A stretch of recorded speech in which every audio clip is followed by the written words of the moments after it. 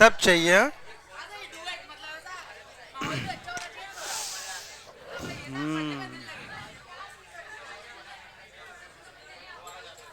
Rahul sir, बच्चे आपसे गाना सुनना चाहते हैं।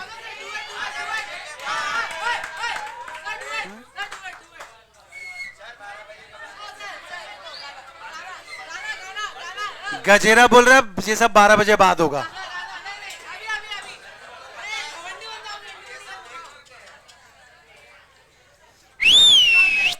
बाबू 5 हेड्स में से 1 हेड्स भी हुआ नहीं है, पर बहुत टाइम मिलेगा, अपनो टेंशन मत लो, गाना बजाना सब हो जाएगा।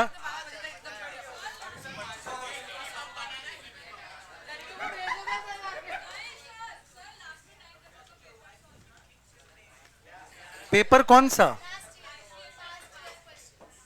आईसीएसआई के पास्ट ईयर में जो भी क्वेश्चन पूछा गया है आज तक, वो आपके एमसीक्यू के पैम्पलेट में इंक्लूडेड है। तो वो कोई और सब्जेक्ट्स होते होंगे जहां पे ये चीजें कवर नहीं होती है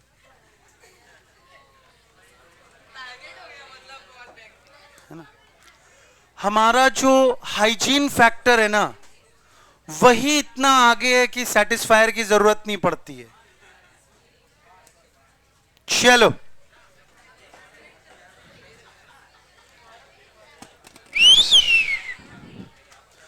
अरे बाबा, रिकॉर्डिंग चालू है कि बेटा?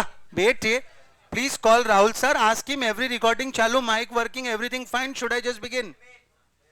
એટલે બધું એડિટ કરવામાં बहुत प्रॉब्लम થઈ જશે પછી। हाँ, ये भी सही है ना बेटा, ये दे दे मेरे को, थैंक यू। हाँ, क्या बात है।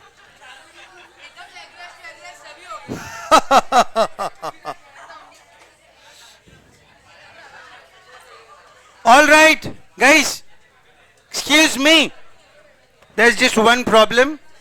Just one problem. नीलम अच्छी आए बेटा, आ पेंसिल बार माथे रमाई न घात रहा, अब अन के दूजी पेंसिल देवे, इन इंचार्ज में रखे, बोर्ड में पट्टी पड़े हम घात रहा बांगे। हाँ, तो बच्चों अब अभी चालू करते हैं भाई। ये सब कौन बैठ के एडिट करेगा यार?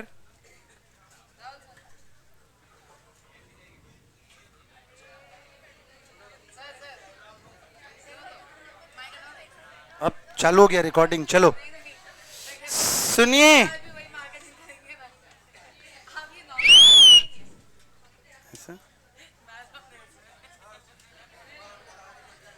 क्या नहीं आया बेटा? वो तो कर्म की बात होती है, कर्म होते हैं लोगों के, वैसा उनके साथ फल मिलता है। चलो तो भैया, अब तो फ्री मील की बात कर सकता हूं मैं, पर वो तो पढ़ ही लिया अपन ने। चाय नाश्ता करवाया तो एग्जेम्प्टेड, और जिम्मन विमन करवा दिया तो 50 रुपया प्रति जिम्मन एग्जेम्प्टेड है। बच्चों थोड़ा यार प्रायोरिटी में कुछ और चीजें रखो यार। फिर कह रहे मेरी प्रायोरिटी पढ़ाई है। मैंने तो बोला तेरी प्रायोरिटी चौथे नंबर पे है पढ़ाई। मैं नाम गिना दूं 1 2 3 के? गिनाऊं मैं? गिनाऊं अभी?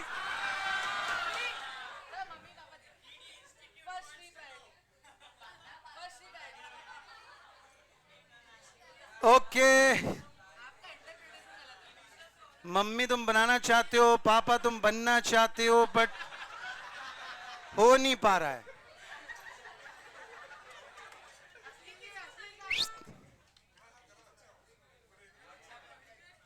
मैं तो बोला भी नहीं बुरे हैं, मैं तो बोला कर्म की बात है, जैसे कर्म वैसे फल, अच्छे थे तो मिल गया। बस अब ऐसे होने चाहिए कि दोबारा कभी तुम लोगों को मुझे देखना नहीं पड़े टैक्स की क्लास में, ऐसी दुआ है।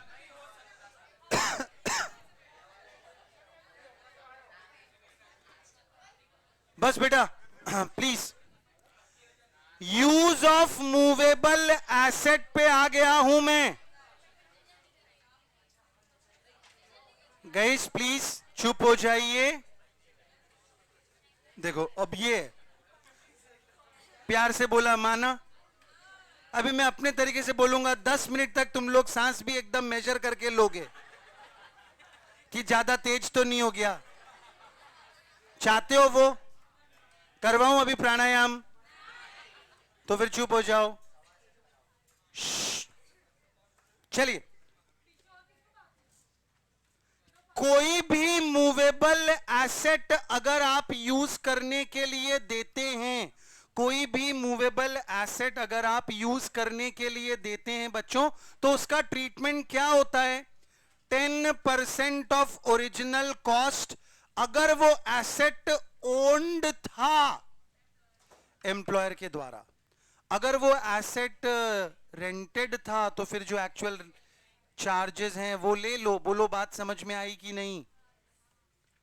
इसमें कौन से एसेट को कंसीडर नहीं करते? लैपटॉप को, कंप्यूटर को, फोन को। ये चीजें अगर आपके बॉस ने आपको यूज करने के लिए दी है, तो इसीलिए दी है कि रात बेरात कभी भी आपको फोन करके बोले मेल करो,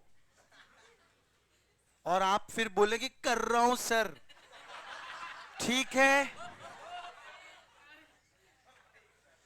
transfer of movable asset eight concessional price. इस बार अब जो पढ़ रहे हैं वो अलग चीज है बच्चों, अब जो पढ़ रहे हैं वो अलग चीज है। अभी क्या बोल रहे हैं? Transfer of movable asset eight concessional price. Transfer of movable asset eight use के लिए नहीं दे रहा है। अब उसने आपको सामान बेच दिया। मैं आपको एग्जांपल बताता था कि भाई होटल वगैरह जो होते हैं वो बहुत सारा सामान खरीदते हैं, बट उनको तो कंटिन्यूसली अपना रूम अप टू डेट रखना पड़ता है, तो वो क्या कर देते हैं? बांट देते हैं। ऐसा सामान वगैरह किसी को दे देते हैं, अपने कंपनी के एम्प्लॉइज को सस्ते में दे देते हैं। तो ऐसा अगर कुछ हो रहा है तो क्या होगा बेटा? उसको परक्विजिट मानना पड़ेगा, टैक्सेबल। उसके लिए सिंपल नियम है, कितने का एसेट था और आपको कितने में दे दिया। कितने का एसेट था और आपको कितने में दे दिया। कितने का एसेट था और आपको कितने में दे दिया। बात समझ में आ रही है? इसका ट्रीटमेंट कैसे होगा? आपको जो वैल्यू निकालनी है, कितने का एसेट था, इसकी वैल्यू निकालनी पड़ेगी ना। तो कितने का एसेट था, इसकी वैल्यू कैसे निकलेगी? डेप्रिसिएशन हटा के। बहुत ही बढ़िया। अब वो डेप्रिसिएशन भी जो तरीका बताया गया है उसी तरीके से लेना होगा। डेप्रिसिएशन भी जो तरीका बताया गया है उसी तरीके से लेना होगा, उसी परसेंटेज से लेना होगा। 3 कैटेगरी में एसेट्स को बांटा गया है। पहला कौन सा है? कंप्यूटर और कंप्यूटर से जुड़ा हुआ सामान। इलेक्ट्रॉनिक देख के तुम परेशान हो जाओगे और टीवी फ्रिज किसी को भी इलेक्ट्रॉनिक में घुसेड़ दोगे, लेकिन तुमको समझना चाहिए टीवी फ्रिज इलेक्ट्रॉनिक नहीं होता है ना। अपने केस में इलेक्ट्रॉनिक का मतलब होता है जो डिजिटल काम करता है, कंप्यूटर पे चलता है, दूसरा एकदम बाइनरी शाइनरी समझता है, वो लोग। ठीक है। तो और क्योंकि उन्हीं चीजों पे डेप्रिसिएशन ज्यादा मिलना चाहिए, वो बहुत जल्दी आउटडेटेड हो जाते हैं। आज से 2 साल पहले जिस कॉन्फ़िगरेशन का लैपटॉप आपने शायद 1 लाख रुपए में लिया होगा, आज उसी कॉन्फ़िगरेशन का लैपटॉप आपको मिल जाएगा 40,000 रुपए में। ठीक है ना? बात समझ में आ रही है? तो उन पे डेप्रिसिएशन 50%, मोटर कार पे 20% और बाकी कुछ भी है तो 10%। पहले दोनों WDV और एनी अदर में 10% SLM। पहले दोनों WDV और बाद में 10% SLM। सबसे इंपॉर्टेंट चीज यहां पे क्या है? आप डेप्रिसिएशन पहली बात तो फ्रैक्शन ऑफ अ ईयर के लिए कंसिडर नहीं करोगे। अगर किसी एसेट को 2 साल 11 महीने 29 दिन 23 घंटे यूज करके भी बेचा गया तो आप डेप्रिसिएशन 2 साल का ही लोगे। क्लियर है? दूसरी बात, डेप्रिसिएशन आप परचेज ऑफ एसेट की डेट के अनुसार ईयर गिनोगे, ना कि फाइनेंशियल ईयर के अनुसार। बात समझ में आई? अप्रैल टू मार्च का कोई मीनिंग नहीं है। अप्रैल टू मार्च का कोई मीनिंग नहीं है। आप अपने हिसाब से देखोगे, अक्टूबर में लिया गया था 2020 में, तो अक्टूबर से सितंबर 21 1 साल हो गया, अक्टूबर 21 से सितंबर 22 2 साल हो गए। ठीक है। अब आप देख रहे हो कि वो कब बेचा गया है। अगर अक्टूबर 23 से पहले पहले बेच दिया गया तो ऑब्वियसली आप 2 साल ही लोगे। बात समझ में आ रही है? चलो, no depreciation for part of year आपने लिख लिया। फिर आ गया leave travel concession. Leave travel concession में the letters are dancing. Leave travel concession में आपको क्या क्या छोटी छोटी चीजें याद रखनी होती है। चलिए बच्चों अभी फटाफट अगले 20-25 मिनट जो होंगे ना बहुत क्रिटिकल होंगे, बिकॉज कार्बोहाइड्रेट्स अपना असर दिखाएंगे। अगला 20-25 मिनट संघर्ष करना है, फिर नींद नहीं आएगी। बट ये अगले 20-25 मिनट काफी क्रिटिकल होने वाले हैं, काफी। तो इसीलिए आपको कमजोर नहीं पड़ना है, ठीक है। तो अपने को एकदम एक्टिव मोड में रहना है। और फटाफट सुनिए, लीव ट्रैवल कंसेशन के केस में क्या याद रखना है?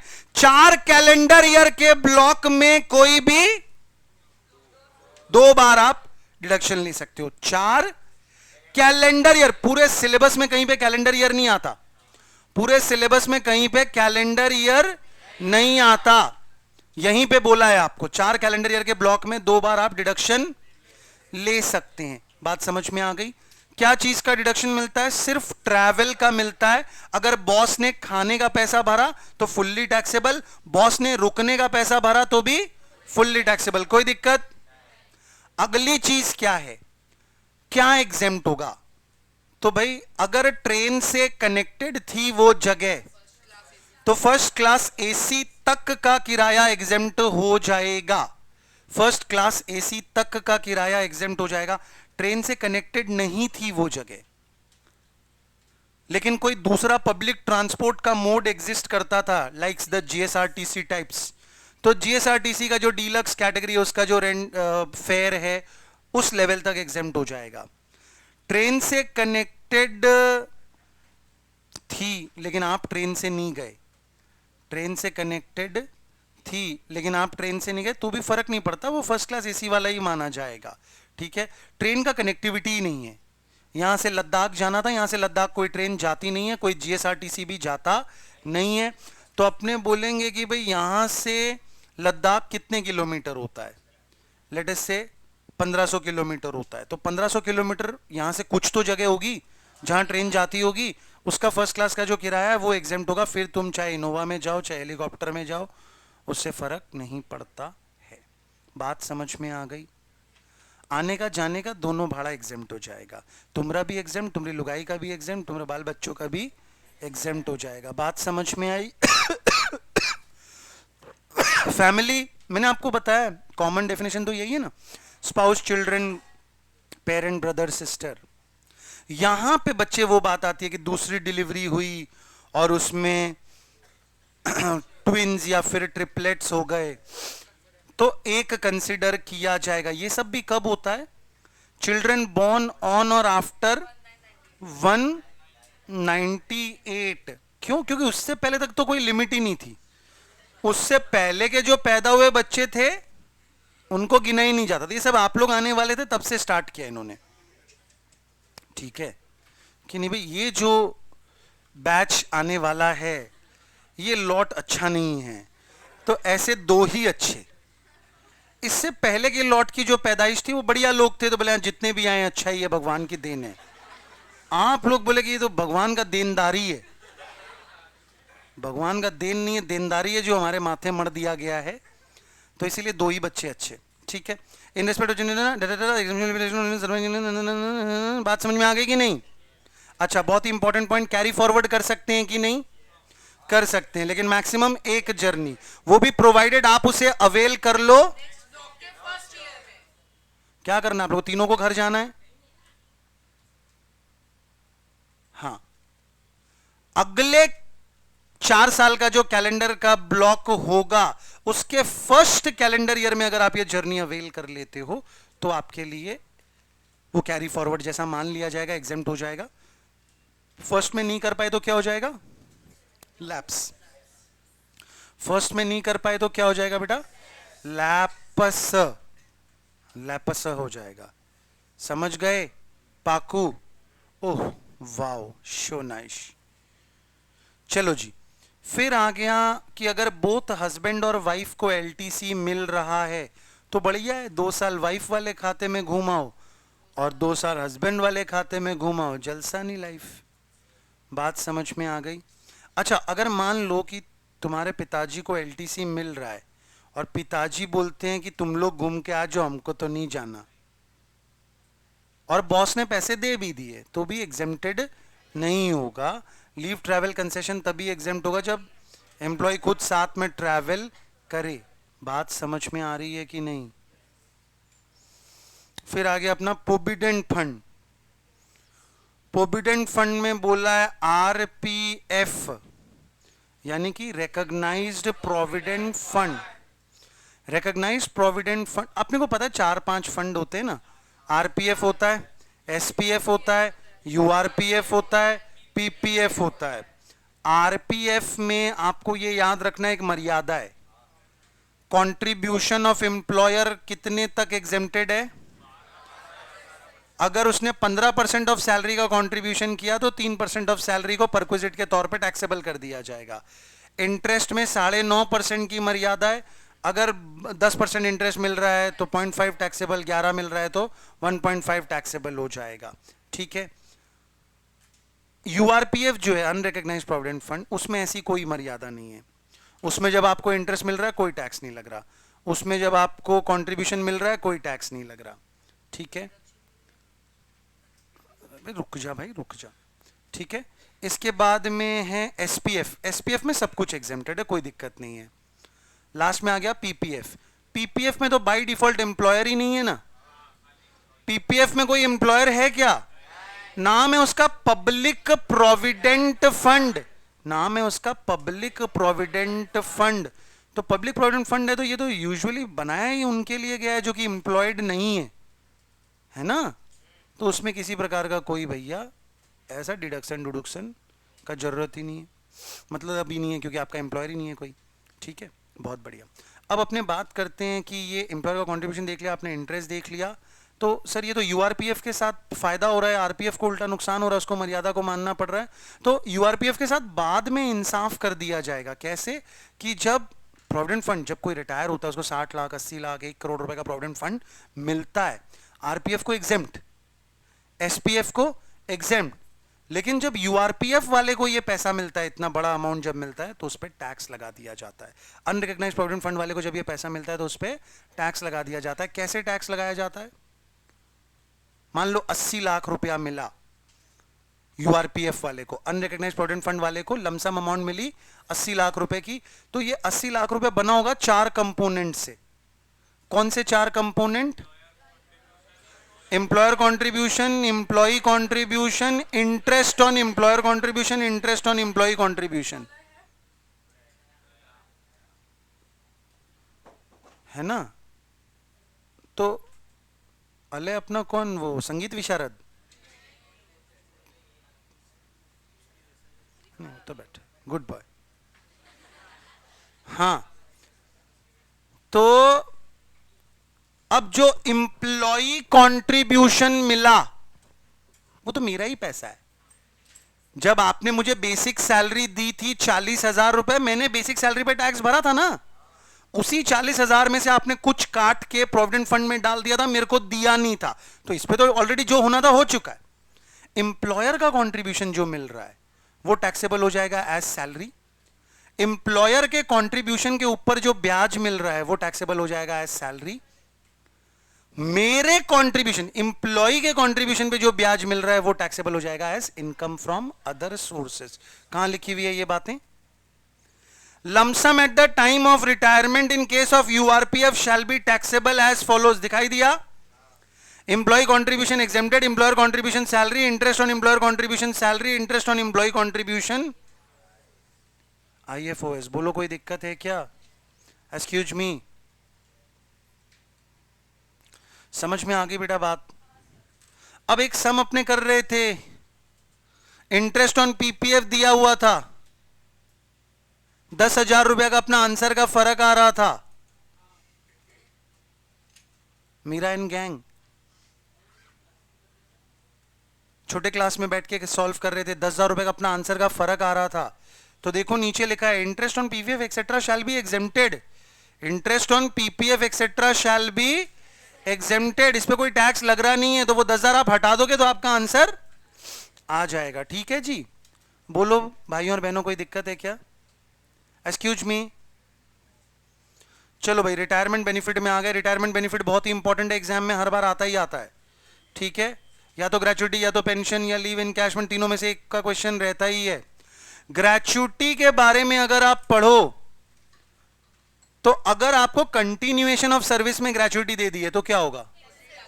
फुल्ली टैक्सेबल हो जाएगा, रिटायरमेंट ही नहीं तो बेनिफिट का आएगा। अच्छा, अगर आपको ग्रेचुइटी मिली है ऑन रिटायरमेंट या फिर टर्मिनेशन, यानी नौकरी आपकी खत्म हो गई, भैया आपको निकाला जा रहा है तो आपको दिया जा रहा है, नहीं नहीं एग्जाम नहीं, डेथ वाला टैक्सेबल नहीं होता। टर्मिनेशन और रिटायरमेंट पे दी जा रही है तो दो बातें हो जाएंगी, या तो गवर्नमेंट एम्प्लॉय या फिर अदर्स। गवर्नमेंट एम्प्लॉय का एग्जेम्प्टेड, अदर्स के केस में दो बातें हो जाएगी, पोगा नो पोगा। पोगा दिखाई दे रहा है? कंटिन्यूएशन में क्या बोला है? Fully taxable. गवर्नमेंट एम्प्लॉय को रिटायरमेंट पे मिला तो एग्जेम्प्टेड, नॉन गवर्नमेंट एम्प्लॉय को मिला तो एक है पोगा, एक है नो पोगा। पोगा में क्या होगा? एक्चुअल ग्रेचुइटी आएगा, वो तो सब में दिया हुआ ही है। स्टैट्यूटरी अमाउंट आएगी, वो अपने को याद है कि 20 लाख रुपया होता है। बोलो हां। महक सिल्वर, चाहे अपना पोगा हो चाहे नो पोगा हो, कितना आता है? 20 लाख। तीसरी चीज है 15/26 into CYS into SPM। CYS बोले तो current year of service, completed year of service. Completed year of service में फ्रैक्शन को काउंट करोगे कि नहीं करोगे? तो अगर 6 साल और 8 महीने है तो क्या 6.8 ले लोगे? 7 साल ले लोगे। Rounded off to the nearest year, rounded off to the nearest year, 6 year and 8 months नहीं लेंगे, 7 ईयर्स ले लेंगे। बात समझ में आ गई? बहुत। और 6 ईयर्स 2 मंथ्स है तो 6 ईयर्स 2 मंथ्स है तो बहुत ही बढ़िया। कोई दिक्कत? शो नाइस बेटे, very good.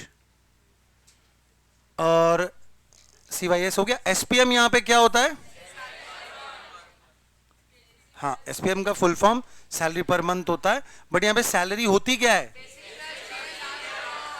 Basic plus DA last drawn, basic plus DA last drawn. बात समझ में आ गई? पोगा के मुकाबले नो पोगा थोड़ा अगरू पड़ता है। क्यों? क्योंकि वहां पे CYS में आपको ये याद रखना है कि फ्रैक्शन को इग्नोर करना है। चलो ये तो आसान है कि कुछ भी होगा अपन खाली फर्स्ट ईयर वाला वैल्यू देखते, बाकी महीना नहीं देखते। लेकिन SPM यहां पे थोड़ा विचित्र होता है। SPM यहां पे होता है basic plus DA star plus commission star being average of last 10 months immediately preceding the. कब से खाली कोरस में गाया जा रहा है ना, सोलो में गा। Immediately preceding the previous year. हाँ, immediately preceding the month of retirement. Immediately preceding the month of retirement, बिल्कुल सही जवाब है बोले बच्चे। चलो, immediately preceding the month of retirement हो गया। कहां पे immediately preceding the date of retirement आता है? लीव एनकैशमेंट में। लीव एनकैशमेंट में आता है immediately preceding the date of retirement. यहां पे आता है immediately preceding the month of retirement. बोलो बेटे बेटे, बात समझ में आ गई कि नहीं? Very good. यहां पे नो पोगा में 15/26 की जगह हाफ हो जाता है, क्योंकि वो गलती से 15/30 लिख देता है, वो हाफ हो जाता है। CYS में फ्रैक्शन कंसीडर नहीं कर रहे। SPM का आपको पता चल गया, B plus D star plus C star being average of last 10 months immediately preceding the month of retirement. बोलो बात समझ में आई कि नहीं समझ में आई? फॉर ऑल प्रैक्टिकल पर्पसेस आपको अगर ये समय आया तो उसमें अमाउंट दिया हुआ रहेगा, सैलरी इज इतना, सैलरी इज इतना, ये आपको बताया हुआ रहेगा। अच्छा, अगर ऐसा नहीं आया तो आपको बता दिया जाएगा बेसिक इतना है, DA इतना है, और कमीशन उसका टोटल टर्नओवर इतना बनता था, उसके ऊपर इतना % कमीशन मिला तो इतना बैठता है। ठीक है? आपको ऐसा बताया नहीं जाएगा कि उसकी इतने महीने पहले सैलरी बढ़ाई गई थी। तो अगर वो बताया नहीं जाएगा तो फिर अगर किसी व्यक्ति की सैलरी चेंज ही नहीं हुई तो मैं उसका 1 महीने का एवरेज निकालूं कि 2 महीने का एवरेज निकालूं कि 5 महीने का एवरेज निकालूं कि 10 महीने का एवरेज निकालूं, क्या फर्क पड़ता है? सेम ही आएगा ना, क्योंकि अपने को वो वाला सम बहुत भारी पड़ जाएगा। 6 नंबर चाहिए उसके लिए कि आप 10 महीने पीछे के लिखो, कुछ महीनों में कुछ सैलरी थी, कुछ महीनों में कुछ सैलरी थी, उसके अनुसार सॉल्व करने वाला सम अपने को एग्जाम में नहीं देंगे। अपने को या तो बता देंगे 17,860 रुपया सैलरी है, या बता देंगे बेसिक इतना है, डीए इतना है, कमीशन इतना है, तो आप उसको देख के अपने आप सैलरी निकाल पाओगे। बोलो बात समझ में आ गई बेटे? फिर आ गए लीव सैलरी एनकैशमेंट में। कहां पे आ गए? अब लीव सैलरी एनकैशमेंट में अगर एक्चुअली देखा जाए ना, तो पढ़ने लायक चीज तो एक ही है। क्या है बताओ? हाँ, वो जो अनअवेल्ड लीव निकालने का प्रोसेस है वही अगरू पड़ता है थोड़ा। It is the too much अगरू। तो बाकी सारी चीजें तो बेसिक ही है, उसमें आपको बोलते हैं कि भाई लीव इनकैशमेंट रिसीव्ड, आप फिर उससे कर दो less minimum of the following. पहली अमाउंट हो जाती है एक्चुअल, दूसरी अमाउंट क्या हो जाती है? हाँ, 10 इंटू एसपीएम स्टैट्यूटरी अमाउंट हो जाता है। तो ये 3 लाख है, ये जो आया वो है, ये भी जो था वही है। ये चौथा वाले में काफी कुछ पेचीदा है। इसमें आप बोलते हो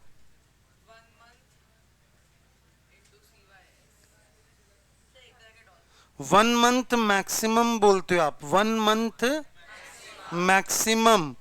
यानी कि अगर 45 डेज की छुट्टी आपका बॉस दे रहा है साल में, तो आप 30 दिन ही लेते हो, 1 मंथ ही लेते हो। तो 1 month maximum into CYS minus leave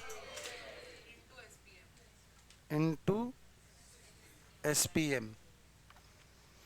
ये 1 मंथ मैक्सिमम इंटू CYS आपने जब किया तो ये क्या बना? ये तो बना लीव अलाउड, माइनस आपने इससे कर दिया लीव अवेल्ड। तो ये क्या आ गया अब आपके अब आपके पास आ गया अनअवेल्ड लीव। बस इसको आप SPM के साथ मल्टीप्लाई कर रहे हो। बोलिए बात समझ में आई? यहां पे CYS में फ्रैक्शन क्या होगा?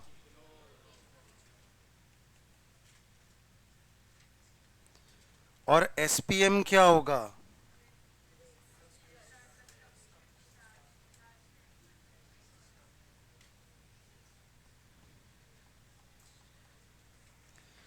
टेन मंथ एवरेज निकालना है, कहां से?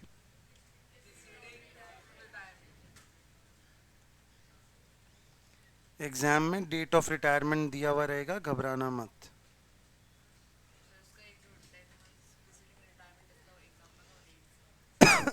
सोलह मार्च को आप रिटायर हुए, तो आप मार्च का 16 मार्च से पीछे जाएंगे 10 महीने, तो मार्च का 15 दिन ले लीजिए। मान लीजिए कोई 16 मार्च को रिटायर हुआ, तो इस दिन को छोड़ दो, उसके बाद से पीछे जाना है। तो 15 मार्च से 1 मार्च जो है हाफ मंथ हो गया। इसके बाद फेब, जैन, दिसंबर, नवंबर, अक्टूबर, सितंबर, अगस्त, जुलाई, जून। तो देखो आधा ये है, 1 2 3 4 5 6 7 8 9, 9.5 महीने हो गए। मुझे तो 10 महीने करने हैं, तो मुझे हाफ मंथ क्या लेना पड़ेगा? तो ये आधा हो गया, तो टोटल 10 मंथ्स हो गए, इसकी सैलरी को डिवाइड बाय 10 कर दो तो एवरेज आ जाएगा। बात समझ में आ रही है? यहां पे भी ऑब्वियसली क्या है कि अपने को सम पूछना बहुत ही मुश्किल है, बिकॉज उनको बी बताना पड़ेगा, डी बताना पड़ेगा, फिर मैं उसका डी का स्टार निकालूंगा, फिर कमीशन बताना पड़ेगा, और शायद 5 महीने कुछ सैलरी कमीशन और ये रहेगा, बाकी के 5 महीने कुछ और रहेगा, फिर मैं उसका टोटल करूंगा, फिर डिवाइड, बहुत ज़्यादा काम हो जाएगा। तो ऐसा सम उनको देना नहीं चाहिए। बाकी तो भाई इट लव्स यू। आईसीआई को भी तुम देखो भगवान के जैसा ही है, गॉड भी तो ऐसे ही है ना। He will burn you in the fury of hell and vengeance but he loves you. ऐसा जॉर्ज कार्लिन करके एक कमेडियन है, कभी आप लोग जब काफी फ्री हो तो देखिएगा। He is probably the greatest stand up ever, but यही है कि उसका अपने को समझने के लिए ट्यूटोरियल लेना पड़ेगा, ट्यूशन जाना पड़ेगा उसके जोक्स को समझने, बिकॉज इतना सारा यूएस की पॉलिटिक्स का और इसका उसका क्रॉस रेफरेंस है जो हमें पता नहीं है, तो अपने को समझ में नहीं आता। बट ठीक है, it can be a good project. आने वाले 5 साल आप लोग देखेंगे तो समझ जाएंगे और फिर मजा आएगा आपको।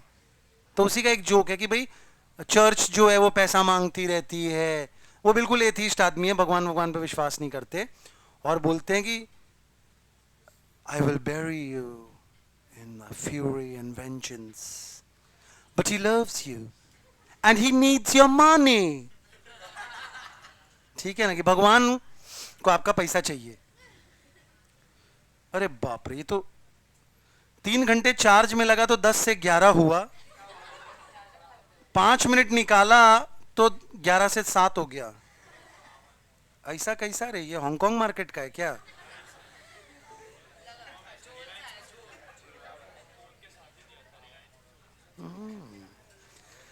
कोई नहीं, शायद हमारा बैटरी ज्यादा है ब्राइटनेस।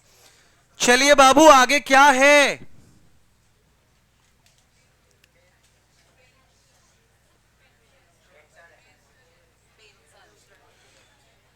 तो नहीं, लीव सैलरी एनकैशमेंट में, लीव सैलरी एनकैशमेंट में आपको अगर एक ठो बात बताऊं, आप लोग किसी को बताना मत। हाँ, धीरज क्या कर रहे रे तू?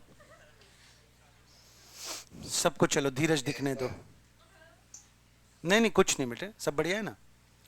हाँ, तो अब समझो बात को। अगर मान लीजिए कि आपका एम्प्लॉयर आपको देता है 35 डेज की लीव, और आपने काम किया है 25 साल 4 महीने, 25 साल, तो CYS कितना आएगा? और आपका एम्प्लॉयर आपको कितने दिन की छुट्टी देता है? 35 डेज की। तो आप कितना लिखोगे? या तो 30 दिन या 1 मंथ लिखोगे, मल्टीप्लाई कर दोगे 25 से, और आपको बोला हुआ है कि आपने छुट्टियां ली है 150 दिन की। Leave availed is 150। आपको क्या करना है, कहीं पे डेज होगा कहीं पे मंथ होगा, आप कुछ भी लेके चलो, कोई फर्क नहीं पड़ता। इनटू SPM करने से पहले सब कुछ मंथ में आ जाना चाहिए। तो अगर आपने 25 इंटू 30 किया, 750 दिन आए, फिर उसमें से -150 डेज किया, 600 दिन आए। अब आप 600 इंटू SPM तो नहीं करेंगे ना, 600 को आपको क्या कर लेना चाहिए? डिवाइड बाय 30 कीजिए तो आ जाएगा 20 महीना। 20 महीना इंटू SPM कर दीजिए, या फिर आप 1 लेके चलिए, 25 इंटू 1 तो 25 आ गया, माइनस उसने लीव अवेल किया है 150 दिन का। 150 दिन is equal to how many months? 5 months. 150 दिन is equal to how many months? तो 150 days is equal to 5 months. तो 20 महीने से आप माइनस कर दोगे, नहीं सॉरी, 25 महीने से आप माइनस कर दोगे 5 महीना, तो कितना आएगा? 20 महीना आएगा, इंटू SPM कर दोगे। बात समझ में आ गई? कोई तकलीफ? No, it's the simply nice wonderful thing, है ना। तो यही बस आपको ध्यान रखना है, बाकी तो इस टॉपिक में कुछ इतना पेचीदा है नहीं है?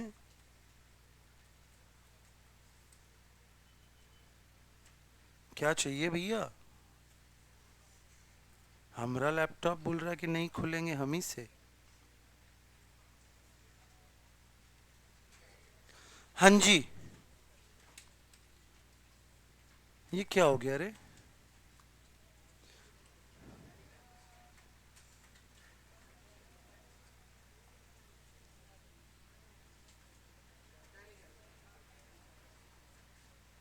क्या दिक्कत हो रही है? कोई मीटिंग तो चालू बता रहा है। Excuse me. Hello alpha, alpha calling Charlie.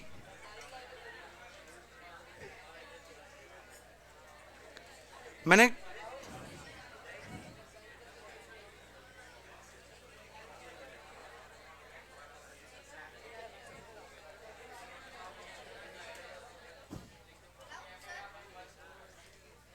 एक सेकंड बेटा, ऑनलाइन वाले बच्चों प्लीज बताइए आवाज आ रही है क्या?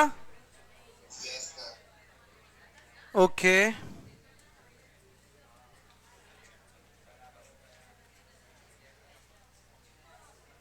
हाँ, तो बस ये इतनी चीजों का अगर आप लोग रखेंगे ध्यान तो आपको ने कोई परेशानी नहीं हो सकती कभी। ठीक है? हाँ, मैं बोल रहा हूं आपकी किताब में एक सम दिखाई देता है आपको, जिसमें क्या किया जाता है, आपको कुछ डिटेल मिसिंग होती है तो उसकी वजह से आप ये पूरा फॉर्मूला भर नहीं पाते हैं। कुछ डिटेल मिसिंग होती है जिसकी वजह से आप ये पूरा फॉर्मूला भर नहीं पाते हैं। नॉर्मली वो डिटेल होती है सीवाईएस मिसिंग रहता है, सीवाईएस आपको बताया हुआ नहीं है। आपको बोल दिया गया है कि भाई 1.5 महीने की छुट्टी बॉस देता था, 1.5 महीने की छुट्टी बॉस देता था, 1.5 महीने की छुट्टी बॉस देता था। आपने 15 महीने की छुट्टी ले ली, आपने 15 महीने की छुट्टी ले ली, फिर भी 30 महीने की छुट्टियां आपके पास पड़ी है। 15 महीने की छुट्टियां अवेल कर ली और अभी भी अनअवेल्ड लीव है 30 मंथ्स की, अनअवेल्ड लीव है। ये 1 मंथ मैक्सिमम तो जब आप इनकम टैक्स की अमाउंट निकालते हो उसके लिए जरूरी है ना। ऐसे सम में आप मान के चलते हो कि भाई बॉस ने मुझे कितना दिन के लिए दिया, 45 डेज या फिर 1.5 मंथ्स इंटू सीवाईएस किया होगा मैंने, और माइनस कितने महीने की मैंने छुट्टी अवेल कर ली, 15 मंथ्स की, और ये वैल्यू आ रहा है 30। ये वैल्यू आ रहा है 30, तभी तो बोला ना अनअवेल्ड लीव इज 30। तो आप सॉल्व करो सीवाईएस कितना होगा तो ये वैल्यू आएगा।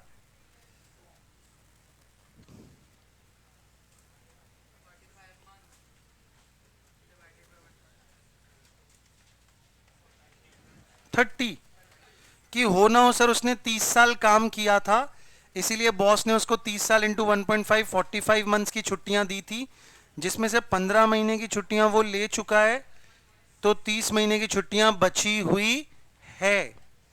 ये पता चला क्या कैसे सॉल्व हो रहा है या बताऊं?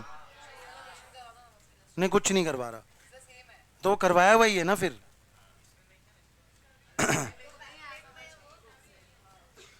तो इससे आएगा नहीं एग्जाम में, तो इसीलिए अब आपको क्या करने का है बेटा ऐसे में। अब आपको पता चल गया सीवाईएस कितना है, 30 साल है। तो अब अगर आपको सॉल्व करना, अब दोबारा से सॉल्व कीजिए, 1 मंथ मैक्सिमम इंटू 30 कीजिए और माइनस लीव अवेल्ड में 15 कीजिए और इंटू आप अपना सीवाईएस सॉरी एसपीएम कर लीजिए। आपका आंसर आ जाएगा, आपका आंसर आ जाएगा। बट ये ऐसे सम भी आने के चांसेस कम है, आपको डायरेक्ट क्वेश्चन पूछा जाने का चांसेस ज्यादा है। ठीक है, अभी मैं उस पर कुछ नहीं करवा रहा हूं, आगे बढ़ता हूं, पेंशन पे आ जाता हूं। पेंशन के क्वेश्चन में आपका दिक्कत एक ही रहता है, पेंशन के क्वेश्चन में आपका दिक्कत एक ही रहता है। क्या दिक्कत रहती है? एक तो आप 1/3 और हाफ जो माइनस करना होता है, वहां पे आप बार बार क्या किस चीज का हाफ या 1/3 निकाल लेते हो? जो अमाउंट मिली है उसका, लेकिन जो अमाउंट मिली आपको उसका नहीं निकालना था, आपको टीपीएफ का निकालना था। टीपीएफ कैसे निकलता है?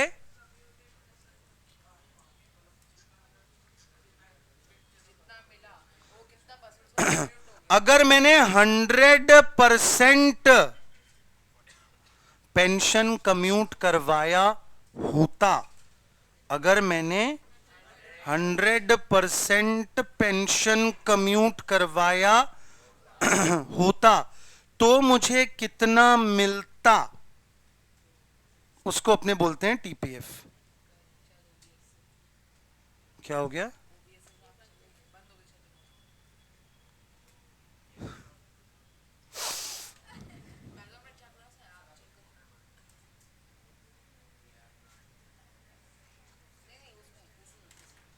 भी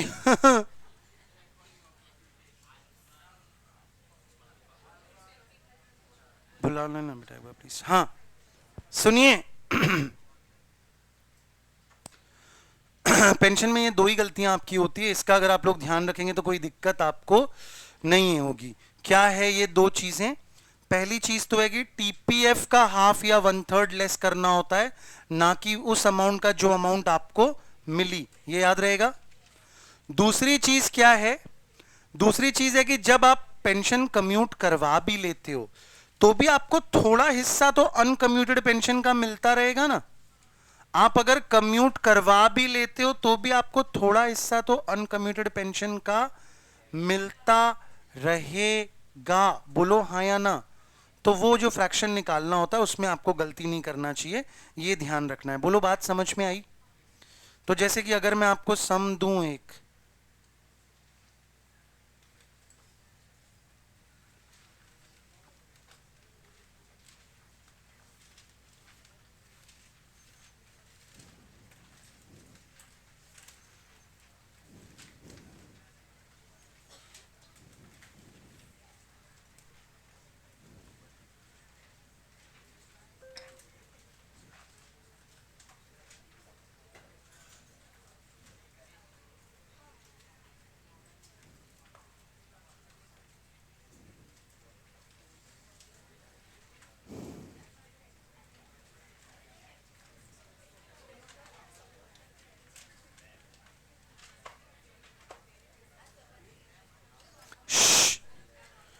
and is eligible for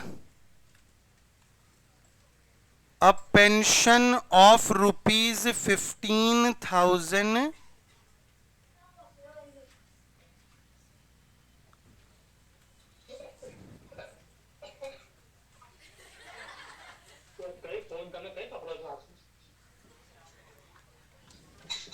please बेटा म्यूट कीजिए आप अपने आप को। हाँ, 15,000 रुपए पर मंथ की पेंशन मिलती है। ऑब्वियसली कब से मिलेगी? अक्टूबर से मिलेगी। बहुत ही बढ़िया। With effect from 1st Jan ही gets 60% pension commuted. He gets 60% pension commuted and receives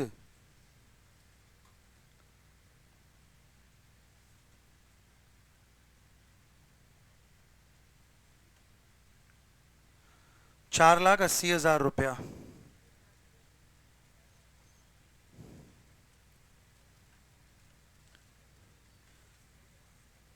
Compute taxable pension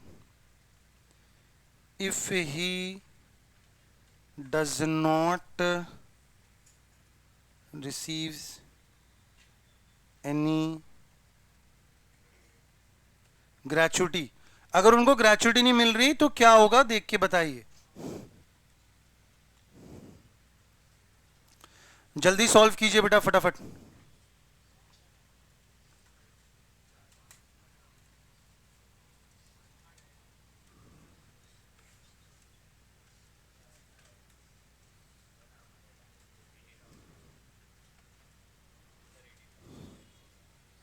$80,000 total pension taxable का आंसर आपका 80,000 है।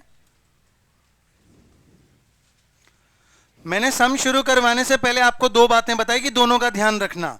एक तो हाफ और 1/3 लेते टाइम टीपीएफ लेना, जो अमाउंट मिली है उसका मत ले लेना। और दूसरी बात मैंने आपको बताई कि जब भी आप कम्यूट करवाते हो उसके बावजूद भी जो अनकम्यूटेड पोर्शन रह जाता है उससे आपको एक अमाउंट मंथली मिलती रहती है ना। बस इतना ही बताया है, उसका ध्यान रखिए तो फिर आपका आंसर सही आएगा, बट आप रखेंगे थोड़ी।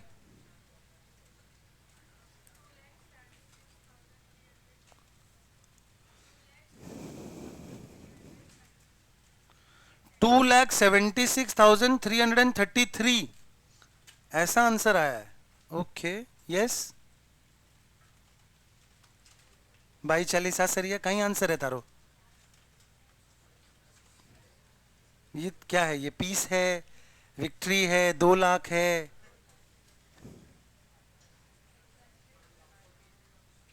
$43,000, 1,42,000। गुप्ता जी आंसर क्या है?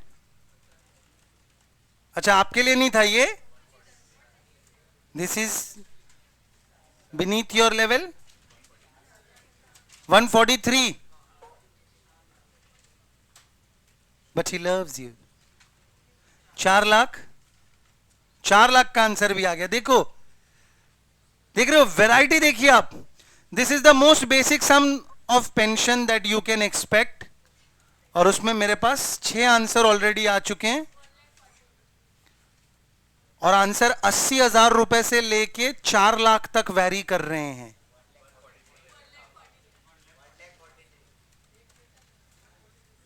नक्की करिए बच्ची, 143 आ रहा है। चलिए सबसे पहले अपने किसका ट्रीटमेंट करें? अनकम्यूटेड का कर दें। आप रिटायर हुए सितंबर के महीने में, आप रिटायर हुए सितंबर के महीने में, तो आपको क्या करने का बेटा? अक्टूबर, नवंबर और दिसंबर, इस दौरान आपको मिला 15,000 इंटू 3, 45,000 आया। उसके बाद जनवरी, फरवरी और मार्च आपने कितना परसेंट पेंशन कम्यूट करवाया? अगर 60% कम्यूट करवा लिया तो भी कितना बचा हुआ रह गया? 40% तो बचा हुआ रह गया ना, तो उससे तो आपको मंथली कुछ ना कुछ मिलेगा। तो 15,000 का 40%,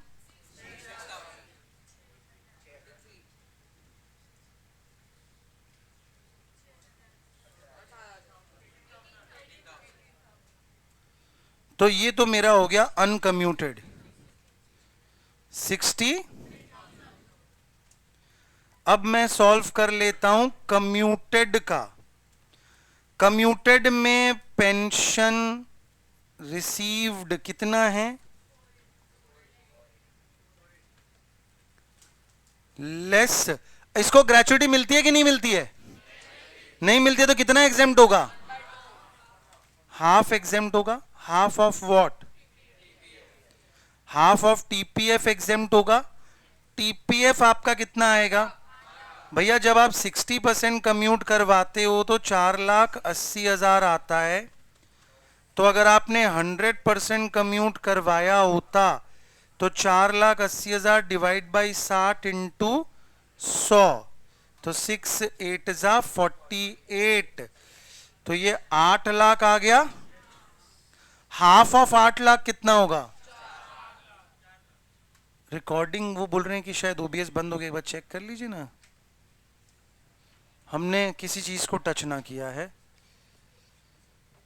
लीजिए, हाँ बेटे 4 लाख यहां पे लेस हो जाएगा ना, तो कितना आया? तो how is it possible for you to even get answers like 2 lakh? और 4 लाख निकालने वाले भी लोग थे हमारे बीच। कैल्सी की गलती है ना, तोड़ दे उसको, पटक दे कैल्सी को। सब सही है, बहुत ही बढ़िया। कोई नहीं, बीच बीच में हाइजीन टेस्टिंग करते रहना चाहिए। तो 4 लाख, और आपका बेटा ऐसा विचित्र सा 2,76,333।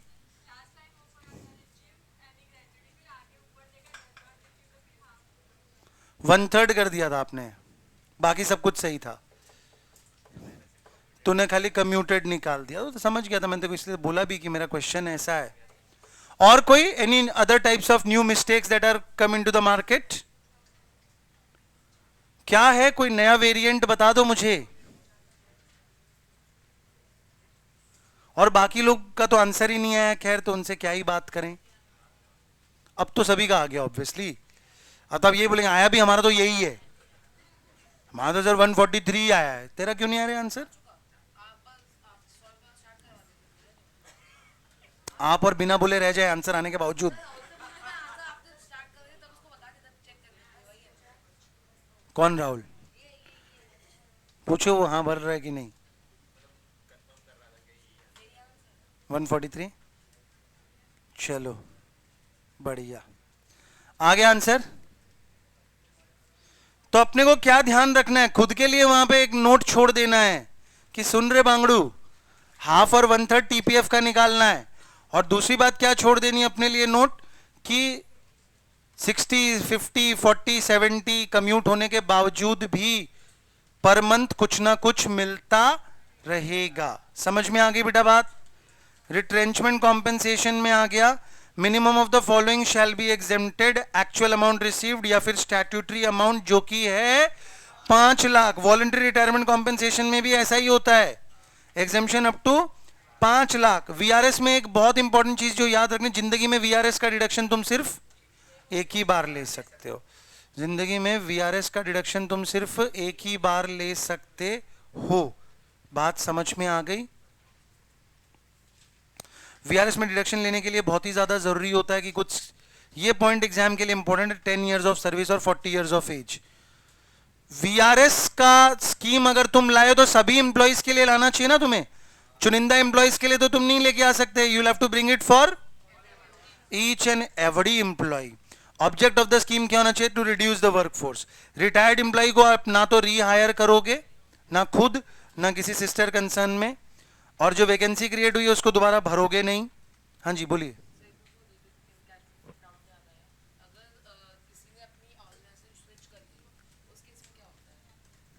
मतलब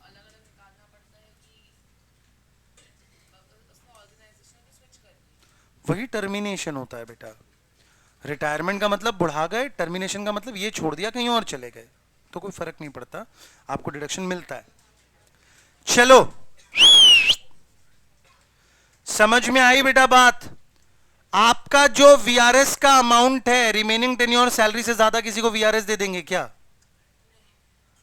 रिमेनिंग टेन्योर सैलरी से ज्यादा किसी को वीआरएस दे देंगे क्या आप?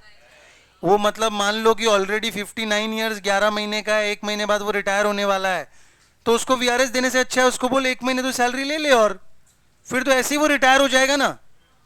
तो रिमेनिंग टेन्योर सैलरी से ज्यादा नहीं देते आप, ना ही 3 month into CYS into SPM, 3 month यानी 3 month salary for every completed year of service, 3 month salary for every completed year of service.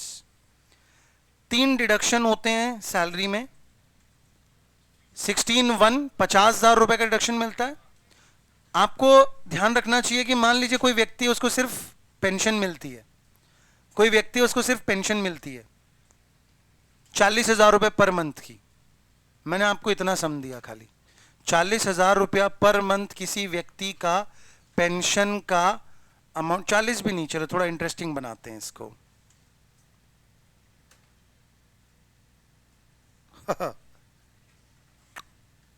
बनाओ, 45,000 रुपए किसी का पेंशन का अमाउंट है पर मंथ, टैक्स लाइबिलिटी बताओ उसकी। 45 मतलब होता है 4 और 5, 45 पर मंथ 45,000 रुपीज की पेंशन मिल रही है, आपको टैक्स लाइबिलिटी बतानी है।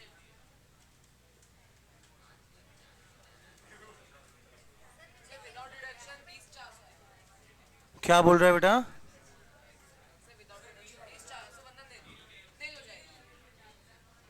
बोल भाई छावड़ा, क्या कह रहा है? नील क्यों बेटा?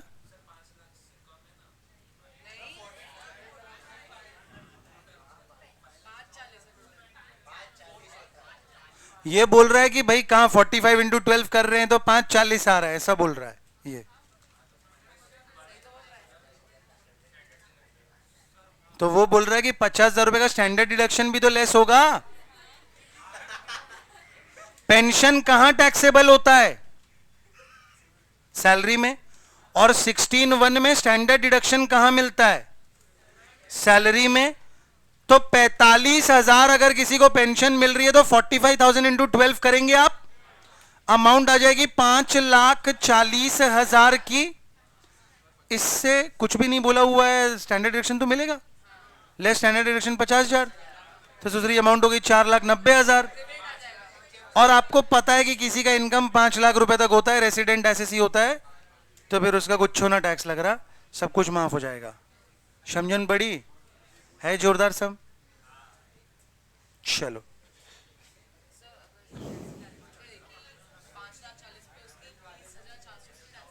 नहीं, नहीं करेंगे, नहीं करेंगे ऐसा। तो मैंने भी तो टैक्स लायबिलिटी ही बताई है। आपका डाउट क्या है मैं समझ नहीं पा रहा।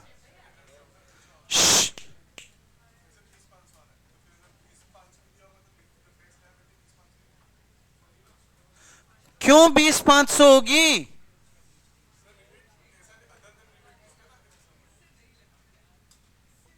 अच्छा, आप बोल रहे हैं कि मैं अजम्पशन ले लूंगा कि मेरे से पूछा है tax liability other than rebate. अगर आपको ऐसा पूछ लिया कि इग्नोरिंग रिबेट है तो क्या होगा? तो रिबेट नहीं देते फिर आप, तो आप रिबेट नहीं देते। मान लो नॉन रेसिडेंट एसएससी होता तो नॉन रेसिडेंट एसएससी एलिजिबल ही नहीं है रिबेट के लिए, तो भी लेकिन 50,000 का स्टैंडर्ड डिडक्शन तो आप देते ना। आपका तो गलती वहां पे हुआ। 50,000 का स्टैंडर्ड डिडक्शन आप देते तो 490 आता, 2.5 लाख तक एग्जेम्प्ट होता है, 240 टैक्सेबल होता, तो 240 पे मैं टैक्स निकालता तो कितना आता? 12 आता ना। 20,000 तो फिर भी नहीं आता आंसर। समझ रहा है? और आप जो कह रहे हो कुशाग्र कि सर इतना आ रहा है, इतना देख लो, तो 20,000 कहां से आ रहा है आंसर?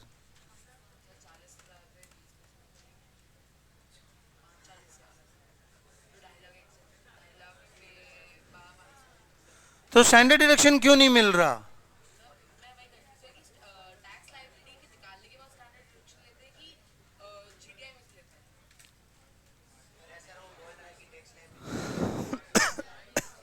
एक सेकेंड, स्टैंडर्ड, अरे भाई इतने विद्वान मत बनो। स्टैंडर्ड डिडक्शन कहां पे लिया जा रहा है कुशाग्र? कौन से चैप्टर में लिया जा रहा है? तो सैलरी तू सॉल्व करेगा या तू जीटीआई पहुंच जाएगा, डिडक्शन ले लेगा, टैक्स लायबिलिटी निकाल लेगा। तो अगर कोई चीज का डिडक्शन सैलरी, तू कभी हाउस प्रॉपर्टी में तेरे को डाउट होता है कि मेरे को 24B अभी लेना है या टैक्स लायबिलिटी के बाद लेना है? क्योंकि अपन ने सम कम सॉल्व किए हैं जिसमें कि अपने को स्टैंडर्ड डिडक्शन लेस हाथ से किया जाए। हाउस प्रॉपर्टी में आपने मेरे साथ 50 सम सॉल्व कर लिए जिसमें -24B, -24B, -24B, तो your brain has been trained कि भैया ये तो चैप्टर का डिडक्शन है, पहले आ जाएगा। जीटीआई के बाद वाले डिडक्शन तो बहुत बाद में आते हैं, पर सैलरी में आपने स्टैंडर्ड डिडक्शन प्रैक्टिस कम करें, क्योंकि अपन ने जो भी सम करा मैक्सिमम चैप्टर वाइज किया, टॉपिक वाइज किया कि अभी पेंशन कर रहे हैं, अभी ग्रेचुइटी कर रहे हैं, अभी ये कर रहे हैं, अभी वो कर रहे हैं। लेकिन आपको बहुत सारा प्रैक्टिस के लिए दिया हुआ है जिसको आप सॉल्व करोगे, आंसर निकालोगे, तो आपको पता चलेगा कि हर बार स्टैंडर्ड डिडक्शन तो लेस करना ही है, तो ऐसी भूल करनी नहीं है कभी भी। तो ये सब भी क्या है, कैविएट्स हैं कि भैया सैलरी का सम हो, टैक्स लायबिलिटी हो तो स्टैंडर्ड डिडक्शन मत भूलो। टैक्स लायबिलिटी का सम हो, कोई भी सम हो तो रिबेट मत भूलो। टैक्स लायबिलिटी का सम हो, कोई भी सम हो, 4% का सेस मत भूलो। टैक्स लायबिलिटी का सम हो, कोई भी सम हो, 10 रुपए में, नियरेस्ट 10 रुपए में राउंडिंग ऑफ किया जाता है, वो मत भूलो। बात समझ में आ रही है ना? चलो आगे चलूं। तो भाई डिडक्शन है 50,000 रुपए का पहला वाला। दूसरा वाला डिडक्शन क्या है? एंटरटेनमेंट अलाउंस का है। एंटरटेनमेंट अलाउंस का डिडक्शन पहली बात तो सिर्फ और सिर्फ मिलता किसको है? गवर्नमेंट एम्प्लॉय को मिलता है, सिर्फ और सिर्फ। दूसरी चीज क्या है? तीसरी चीज मतलब प्रोफेशनल। प्रोफेशनल में क्या करने का है? प्रोफेशनल तो दोनों को मिलता है, चाहे गवर्नमेंट एम्प्लॉय हो नॉन गवर्नमेंट एम्प्लॉय हो, कोई फर्क नहीं पड़ता। बट आपको यह भी ध्यान रखना है कि मैक्सिमम होता है इतना ही रुपए का, 2,500 रुपए से ऊपर का हो नहीं सकता, क्योंकि प्रोफेशनल वाला, professional tax by the way कौन सी गवर्नमेंट लगाती है? स्टेट गवर्नमेंट लगाती है। प्रोफेशनल वाला कौन लगाता है? स्टेट गवर्नमेंट लगाता। बात समझ में आ गई? नहीं समझ में आ गई? Show nice, wonderful, fantastic, beautiful. Professional tax में दो ट्रीटमेंट हो सकते हैं, या तो एम्प्लॉयर ने दिया या एम्प्लॉय ने खुद भरा। एम्प्लॉय ने खुद भरा तो अपने आप डिडक्शन चुपचाप क्लेम कर लो। एम्प्लॉयर ने दिया तो पहले उसको एज अ परक्विजिट टैक्सेबल दिखाइए और फिर उसको आप डिडक्शन में माइनस कर दीजिए। ठीक है, बात खत्म। चलिए, ये चैप्टर कंप्लीट हो गया। आपको कुछ करना है सर इसमें तो भी कर सकते हैं। आपको रोक के एक रिकॉर्डिंग को प्रोसेस कर दीजिए, उसको अपलोड पे डाल दीजिए और हाउस प्रॉपर्टी का नया हो जाएगा। ठीक है, अब अपने एक काम करते हैं, हाउस प्रॉपर्टी को करते हैं एक बार स्किप और चलते हैं पीछे से, फिर बीच में कहीं मिलेंगे। तो